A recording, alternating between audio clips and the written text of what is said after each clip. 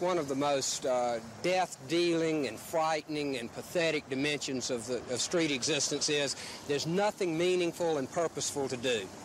So that you meet so many people who want to work, want to do something with their hands, and there's nothing to do. And in that sense, to be on the street is much like life in prison. That is to say, there's a deep sense of boredom. And out of that boredom then becomes the most terrible part of oppression and suffering is that the poor begin to hate themselves for their own poverty. Ed Loring, a Presbyterian minister who runs the Open Door shelter in Atlanta. He's been around street people for the past 4 years, and he says he's seen the street population nearly double in the past 2 years, and he's seen what it's done to people. It's a kind of a concrete jungle existence in that survival is the issue. Where will I sleep tonight? And where may I sleep tonight in a place that will be safe? You know, that just simple kind of survival. If I'm very sick, can I get into Grady? And can I get the delivery of health system so that I can get well? You don't know the answer to that.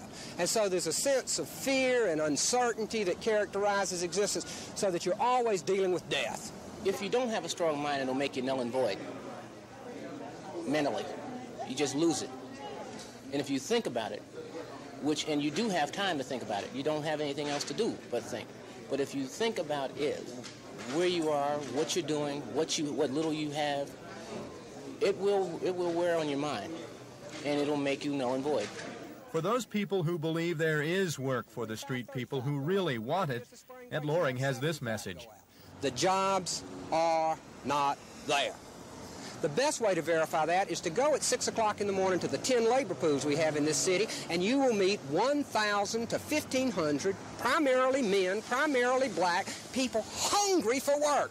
Should anything be done to help the homeless? Ed Loring says most definitely.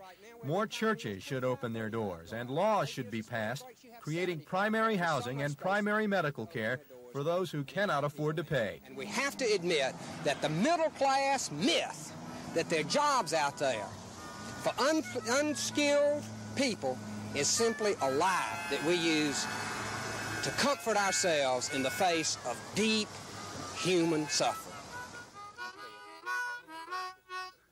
David Johnson, WSB News.